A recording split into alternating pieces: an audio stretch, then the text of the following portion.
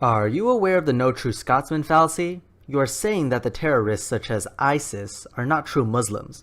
Well, they, in turn, would say that you're not a true Muslim. Just because someone interpreted the Quran differently than you does not mean they're not Muslim. Here we go again. The good old, it's all about interpretation nonsense. Way to start things off. Whenever Islamophobes talk about Islam being evil and barbaric, they talk about one Islam by going to its sources, teachings, and jihadis on the news, because judging a religion and its teachings by the actions of its heretics is totally fair. But when someone comes along to scrutinize them using those same sources, suddenly Islam becomes this web of infinite interpretations that are all just as valid as the next. The whole point behind the No True Scotsman fallacy is that people can and do interpret definitions to exclude certain people out of the collective. But the definition of a Muslim is defined by Muslim texts. One of the pillars of belief is to believe in Allah and His revelations, and to obey the Prophet. You can't be a Muslim but say it's okay to not pray, for example. Here's another example. The believers raise their eyes toward him, and such like words. So long as he plunders is not a believer. And these words were added. No exploiter who makes an exploitation is a believer as long as he exploits it. Therefore, avoid and shun these evils. I leave it to you, my humble viewers, if ISIS fits the bill. In fact, why do you get the title Muslims, not them? Maybe we should call you guys something else. We get enough of that already. Why do you get so angry when someone criticizes your religion? Because it's my religion. Out of all the religions out there, you guys are the most offended when the topic comes to your religion. Well, sorry, I'm not fake like everyone else. But I don't really want to be. And I'm definitely not going to become fake for you. Moreover, I don't really get angry if someone's just disagreeing with theology and whatnot, or even opposing things about the religion that they just can't bring themselves to accept. If I'm talking to someone about Islam and they're all like, "You make your women wear scarves? What kind of barbarism is this? Oh, the humanity!" I would simply calmly give the person the hikmah and proceed to tell him just how much his tantrum matters to me. But when it's dumb propaganda, don't expect me to put on a smile for you. In addition, when something horrible happens, such as the Orlando shooting, you guys go straight to defending your religion without even a thought of the victims. First of all, no. Second of all, why do you think that is, huh? Could it be because if we don't defend the religion, then powerhouse geniuses will get on their soapboxes to say crap like this? The religion of peace strikes again. As we all know, Islam is the most reasonable religion. It is so reasonable that it never needs to explain itself. No, it strikes with fists and knives instead. Islam. Show Muhammad respect or your face will get wrecked. Why do we have such a bad problem? Why is Luton so... I think a lot of that comes down to, I don't know where your family's originally from, but a lot of the Pakistanis in Luton are from Kashmir, which is quite an uneducated, tribalistic sort of mindset. The more Muslims, the greater they grow in confidence against us. The Sharia pushers are here and they're growing in confidence. I'm calling for all Muslim symbols to be removed, and I'm calling for all mosques in the United States to be shut down. And I'm calling for all self-identifying Muslims of any type to be deported to their original country of origin, even if they've been here 200 years. I was asked the other day, would the UK be a better country if without any Muslims? And I'm sorry, but the reality is it would have been a better country if we didn't allow Islamic immigration into it. It would have been a much better and safer country. You have to understand the mindset and the ideology and the countries these people are coming from. You don't see a woman in these countries. You do not see women. It's just men. They're forced in the house. When they do come out of the house, they're covered from head to toe in tents. You don't see them. And then all of a sudden you bring them men into our westernised countries and you let them loose on the streets. And then you start scratching your head when they're acting like animals, raping our women. You're encouraging hundreds of armed people to gather outside a mosque during a prayer service wearing T-shirts saying F Islam. And I certainly know you have the right to protest. Everybody does in this country. But you yourself have said this is a provocation. I know you've compared it to poking a bear or kicking a hornet's nest. So what are you really trying to achieve? Well, I'm really trying to achieve exposing Islam and the truth about what's written in the Quran. People understand that the jihad, they haven't even launched their jihad yet. Not a proper jihad. When it's properly launched, we're dealing with 4%.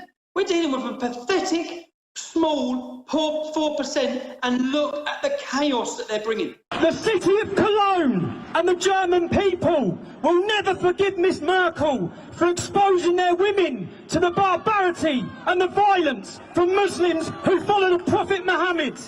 Dawah are all the steps that precede jihad.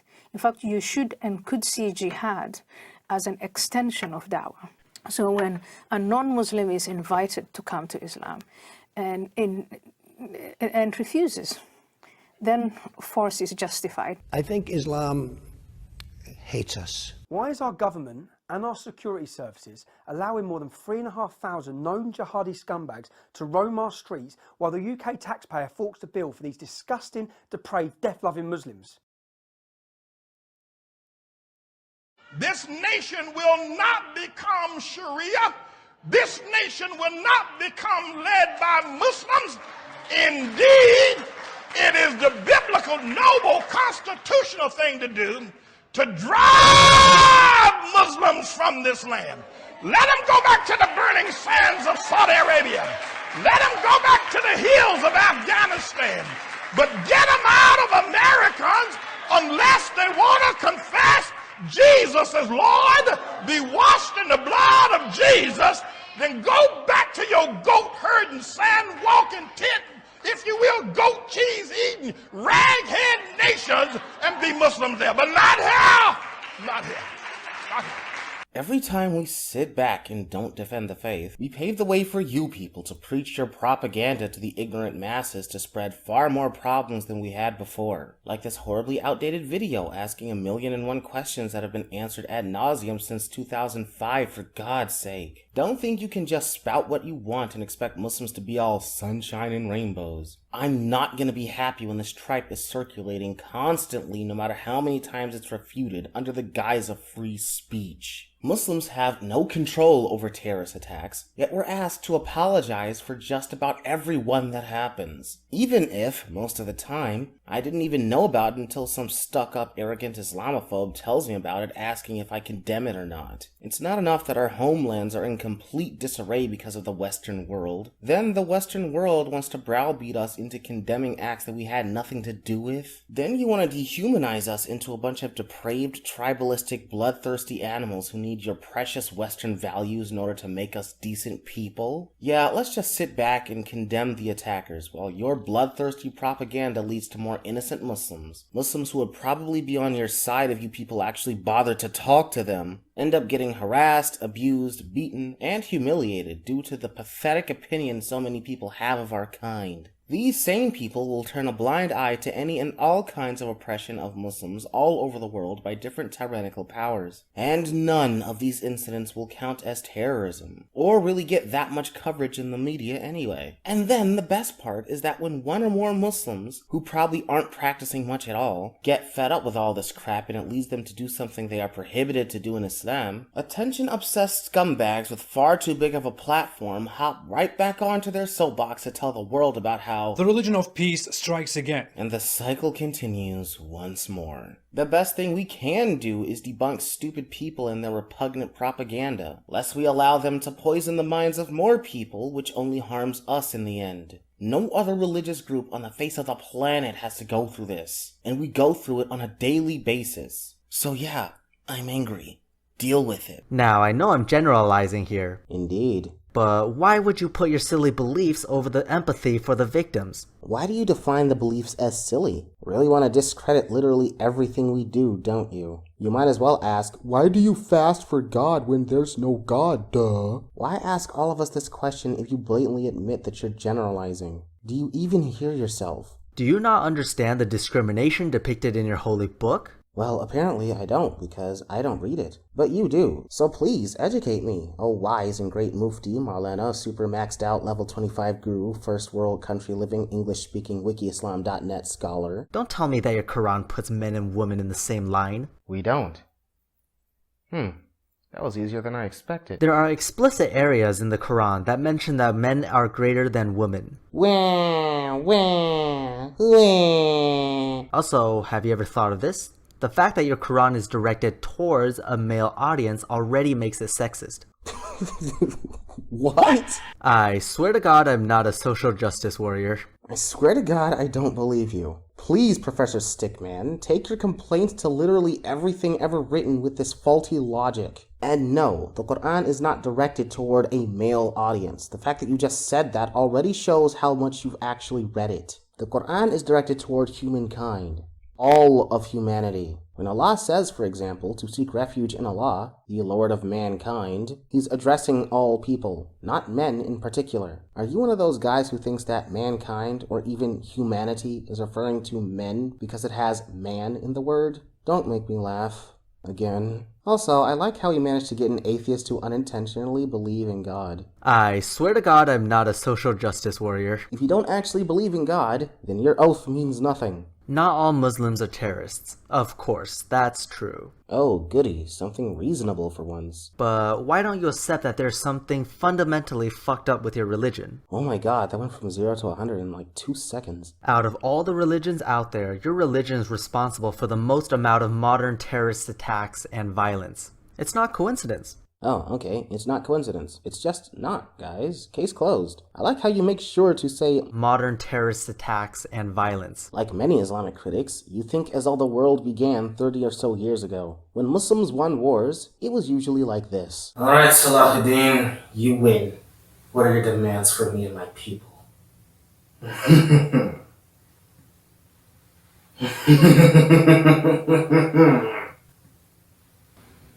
Take all of your able-bodied young men who are not participating in the military and tell them every year to give me a small percent of their income. That's it? Yeah, that's it.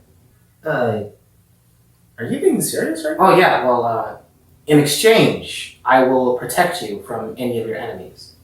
Your people and my people. Wow, yep. And if, for whatever reason, I can't fulfill my side of the deal, your money will be returned to you in full. So what are you going to do with the people who aren't paying jizya because they don't fit the criteria? Oh, I'll give them money. But I'll continue to feed them and give them shelter. For if they can't take care of themselves, then they'll become my responsibility. Okay. You seem really confused about all this. You want to talk about this another time? How about we set up a meeting? You like falafels? I'll have falafels. See you then. Allahu Akbar! But when you guys won wars, it was usually like this. Hello. Give us your money, your buildings, your food, your crops for the food, your water, your cattle, any materials you've made from that cattle, your trees, your exotic plants, which I can't possibly care to pronounce correctly, your religion, your history. What do you want with our history? Oh, that. Well, we've got to tell our descendants about how you guys were depraved barbarians who needed us to come put you on the right track. Yeah. Anyway.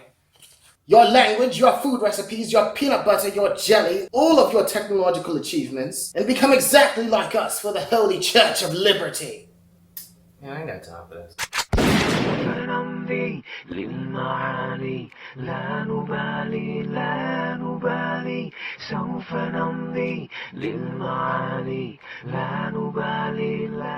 You know that if you were to take an honest look at our history, you'd have to replace your religion with the Christian religion or atheist religion. So you made sure to only address the modern attacks. If you can only look at modern history to prove Islamic terrorism to this extent, then you'd have to disassociate this from Islamic teachings. Do you really think that for 1400 years we were just not committing terrorist attacks and then suddenly we decided to do it? You'd have to use your head and conclude that this is a new phenomenon, mostly based on political issues like foreign intervention. But to answer your question, terror experts, when looking into them, almost always conclude that these attacks are done out of hatred for the foreign invaders and for a loftier political goal in mind. They are hardly ever done out of religious motivation. And when they are, sometimes it's the terror groups that are terrorizing Muslims the most, like ISIS. Did you know that they've killed more Muslims than anyone else, simply because they refuse to submit to their psychotic ways? Remember that the next time you unfairly ask a Muslim if they agree with a recent terrorist attack, as though all of us are on some kind of dark web ISIS Twitter page that notifies us about these things, and you have to make sure we don't agree. Most of ISIS's victims are Muslims like me,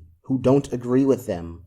Let that sink in. The same Muslims who you are unfairly asking these questions to are the overwhelming majority of the victims of ISIS terrorism. Not all Muslims are terrorists. Yes, you're right. Sure, you might say that they're not interpreting the Quran correctly, which brings me back to the No True Scotsman fallacy. No, it would bring you back to the Quran, which you refuse to reference when making these ridiculous claims. But in addition, the fact that your religion can be interpreted in such a way to drive people into terrorism acts already shows there's something wrong with it. Piece of shit! None of that here. I let you get away with it before. I thought you'd learn your lesson. I gotta keep my eye on you. Anyone can interpret something in a wrong way. The Quran says to be kind to those who do not attack you because of your religion. ISIS is ruthless to people regardless of that. So ISIS is blatantly disobeying the Quran. The rule of the road says not to drive past a red light. People drive past red lights. They are blatantly disobeying the law. Rules are made, people break them. It's not the fault of the rule, but a fault of the person breaking it. What kind of idiotic argument is this? Let's turn the tables. Liberalism is basically the most popular religion on the planet right now, and feminists and SJWs abuse it to their own end. Both you and them ascribe to this political philosophy, but they interpret it in a deranged way to meet their own ends. Some of them without even realizing what they're doing. Conclusion: liberalism is bad because it can be interpreted in such a way. That's stupid! Really stupid. I'm sure that was fun for all of you, or at least I hope. But that wasn't actually the main video I was planning on dealing with. That was just a starter pack to get you all hyped up for the main event. A video of him trying and failing at debunking arguments for God's existence. Strap yourselves in, guys, because this is going to be where the fun begins in 3, 2, 1...